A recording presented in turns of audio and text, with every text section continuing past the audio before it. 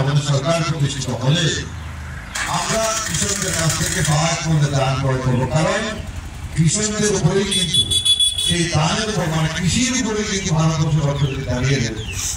এই জায়গায় কৃষকরা বিগত দিন যারাই ক্ষমতা ছিল তাদের আমাদের 25 বছর একদম নিঃস্ব হয়ে গেছিল।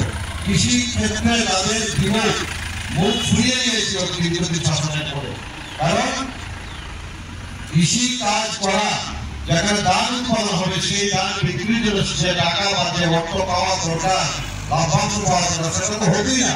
প্রত্যেকটা কৃষকের প্রচুর পরিমাণে ক্ষতি হতো, সেখান থেকে কৃষকরা ফিরে এসেছিল।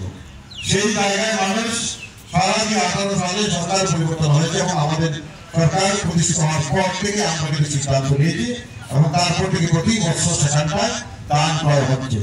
এই করে আসছে আস্তে আস্তে আস্তে আস্তে বৃদ্ধি করছে, মানে এমন জায়গায় বৃদ্ধি পেয়েছে আমরা গ্রামের ভাষায় যেটাকে বলি প্রায় 2760 টাকা বার, মানে 120 কেজি ধানের দাম 2760 টাকা। কি ছিল এখানে অনেক উপস্থিত আছে, সবাই অভিজ্ঞতা রয়েছে। 17 সালে 16 সালে 1000 টাকা বার, 1100 টাকা বার, 800 টাকা বার, সবাই জানা। আর আজকে কোথায় লেগে গিয়েছে 750 টাকা, মানে প্রায় 3